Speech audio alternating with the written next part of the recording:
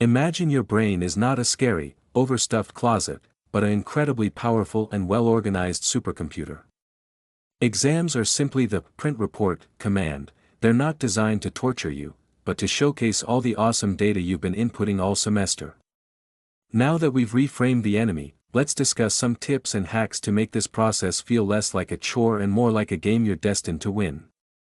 That flutter of nerves. That's just your internal engine revving up for a victory lap. You've already done the hard part, learning the material.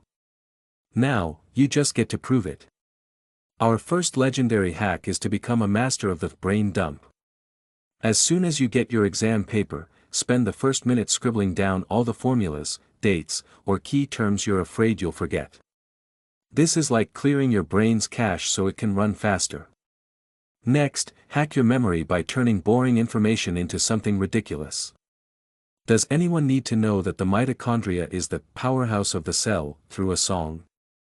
Absolutely not. Will it stick in your head forever? You bet. Finally, the 5-minute rule: if a question stumps you, don't stare a hole into the paper. Circle it, move on, and come back later. Your subconscious will be working on it in the background. Now, for the master key to avoiding last-minute panic, the I Have a Life study timetable. This isn't a prison sentence, it's your roadmap to freedom and success. From 9 a.m. to 11 a.m., slay your biggest, scariest subject. When your brain is fresh and caffeinated.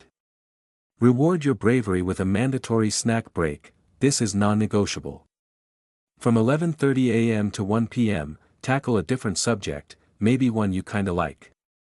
After a proper lunch and a walk, where you actually see the sun, dive back in from 2:30 p.m. to 4 p.m. Your final session from 5 p.m. to 6:30 p.m. is for a light review. Then, you are done. Clock out. Remember, the goal isn't to become a hermit who only speaks in textbook quotes, it's to walk into that exam hall feeling prepared, confident, and well-rested. You are not just memorizing facts, you are building mental muscle. Trust the process, trust your plan, and most importantly, trust yourself. You've prepared for this. Now go in there, crush that exam, and then celebrate like you just won the championship, because you basically did. You've got this. Don't forget to subscribe and hit the bell icon.